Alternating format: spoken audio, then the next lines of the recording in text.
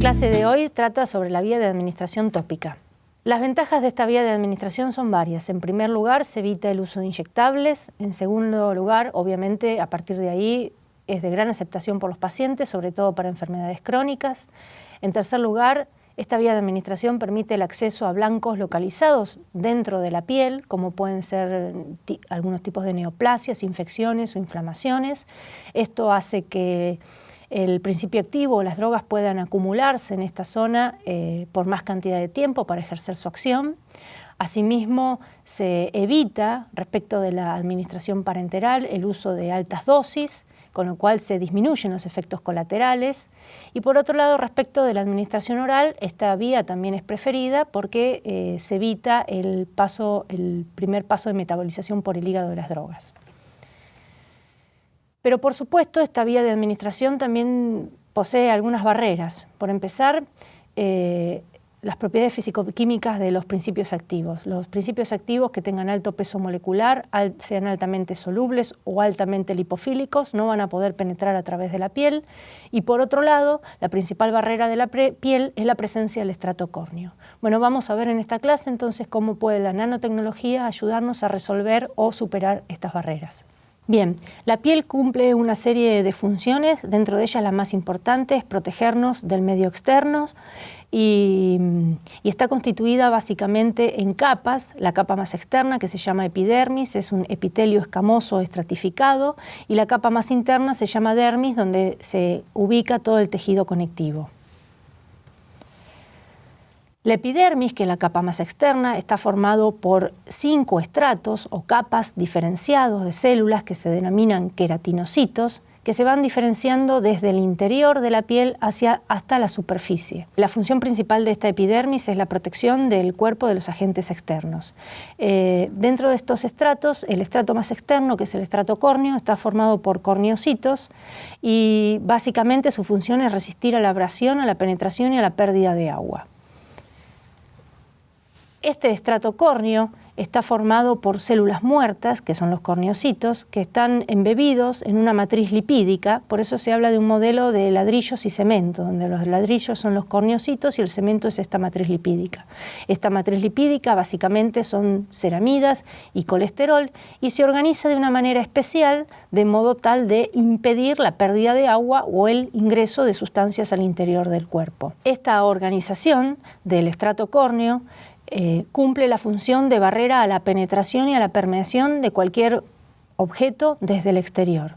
Por un lado, cualquier sustancia que tenga un peso molecular mayor a 400-500 Dalton y que sea o muy polar o muy poco polar, no va a poder permear a través de este estrato córneo.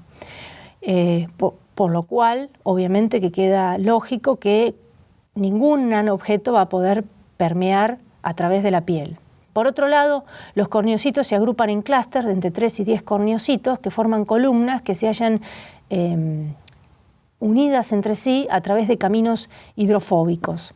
Pero en el medio de estos clústeres existen también algunos caminos hidrofílicos de un tamaño muy pequeño, entre 5 y 30 nanómetros, que podrían permitir el pasaje de alguna nanopartícula.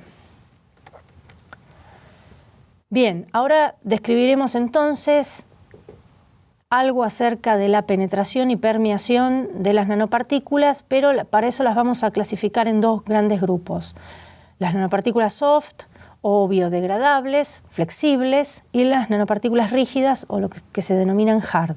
Dentro de las primeras están las vesículas lipídicas, las nanopartículas lipídicas y poliméricas. Básicamente su función en el contexto de una administración tópica va a ser incrementar la permeación de un principio activo, lograr efectos locales y también acceder al sistema inmune asociado a la piel y desencadenar una respuesta inmune a partir de una aplicación tópica. Por otro lado, el grupo de nanopartículas que se denominan rígidas o hard, las más importantes son los óxidos metálicos, dióxido de titanio, óxido de zinc, que están presentes en las pantallas solares y son producidas a granel. Y es muy importante la interacción de estas partículas con la piel, justamente por su uso y también por su uso intencional, el cual sería usarlo como una pantalla solar, y también por su exposición no intencional, que sería los trabajadores que están expuestos a estas nanopartículas cuando las producen. Dentro de las vesículas lipídicas hay dos grandes familias, los etosomas y los transferosomas, y hablamos de dos conceptos distintos, fluidez y deformabilidad respectivamente. Respecto de los etosomas, Elka Twitwi de la Universidad Hebrea en Israel fue la inventora de los etosomas en los 90. Hoy en día existe un producto en el mercado que es para el tratamiento del herpes labial, basado en etosomas.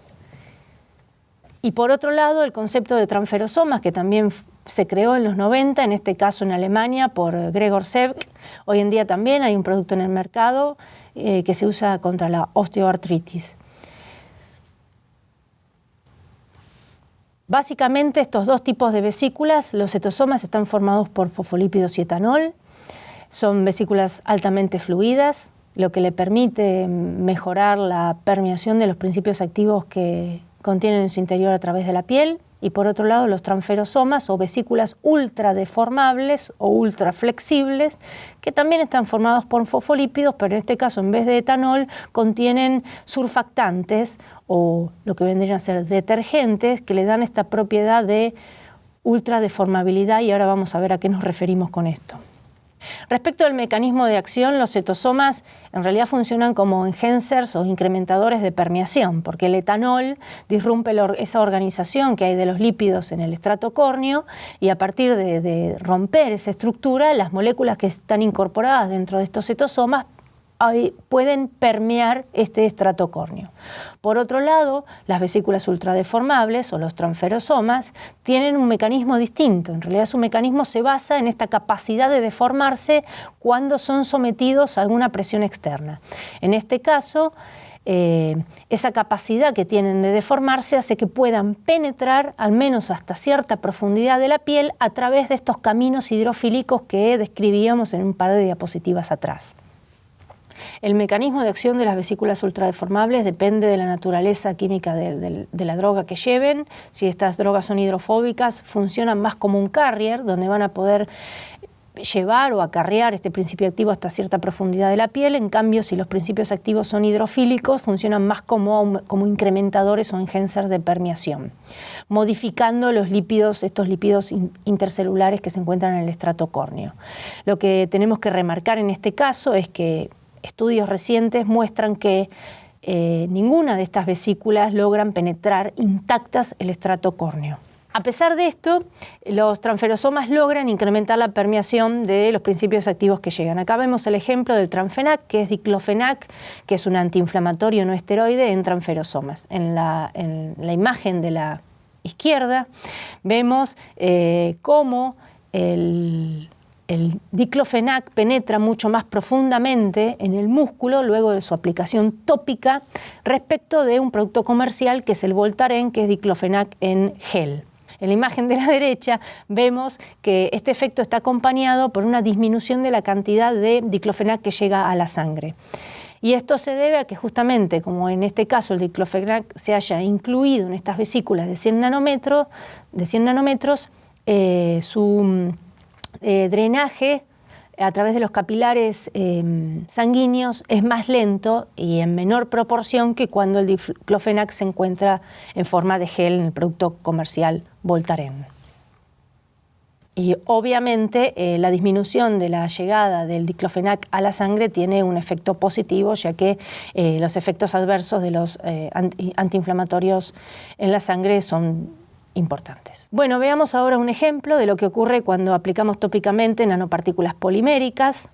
En este caso son nanopartículas de poliláctico coglicólico de 300 nanómetros que están marcadas covalentemente con un fluoróforo, fluoresceína, que contienen además en su interior otro fluoróforo que es Texas Red.